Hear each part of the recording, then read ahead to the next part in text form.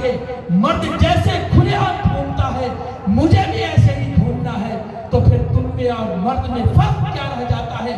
بسا اوقات یہ امتیاز کرنا بہت دشوار ہو جاتا ہے کہ یہ لڑکا ہے یا لڑکی ہے، بہت مشکل ہو جاتا ہے۔ اور ابھی آپ کو یہ لگتا ہوگا کہ اگر حجاب ہم سے ہٹ جائے، پردہ ہم سے ہٹ جائے، تو ہماری جو زندگی ہوگی بہت خوشی کی زندگی ہوگی۔ لیکن میں آپ کو ایک یورپ کا واقعہ بیان کرتا ہوں۔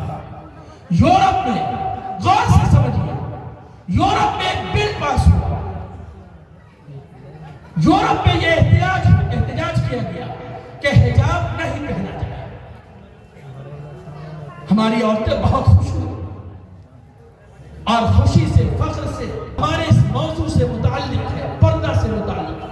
اس لیے میں آپ کو اس 4 قانون کو بتاتا ہوں۔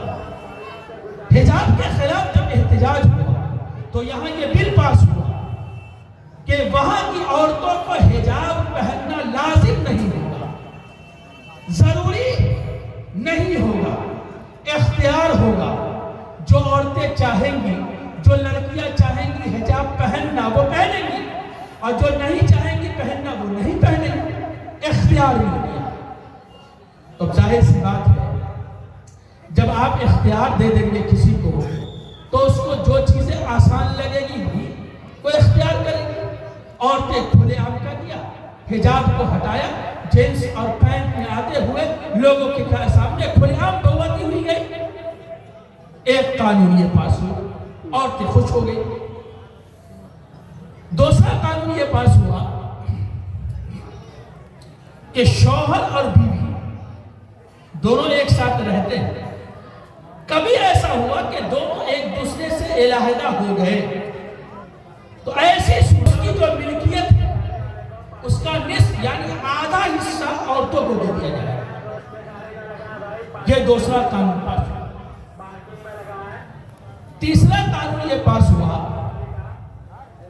کہ اگر شوہر اور بیوی جب علیحدہ ہو جائے اور ان دونوں کے بدن سے ہونے والا جو بچہ، ان کے پیٹ سے ہونے والا جو بچہ ہو وہ دراصل ان کا لڑکا ہو یا لڑکی ہو، وہ عورتوں کے قبضے میں 18 سال تک رہے گا، اس کے بعد وہ مرد کے قبضے میں۔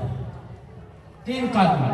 پہلا حجاب پر اختیار ہے، پہلا حجاب پر اختیار ہے، دوسرا شوہر کی ملکیت میں آدھا حصہ علیحدگی کے بعد، تیسرا بچہ کو 18 سال تک عورتوں کو دیا جائے گا۔ چوتھا قانون اس موضوع سے متعلق ہے اور بہت اہم۔ چوتھا بل یہ پاس ہوا، قانون پاس ہوا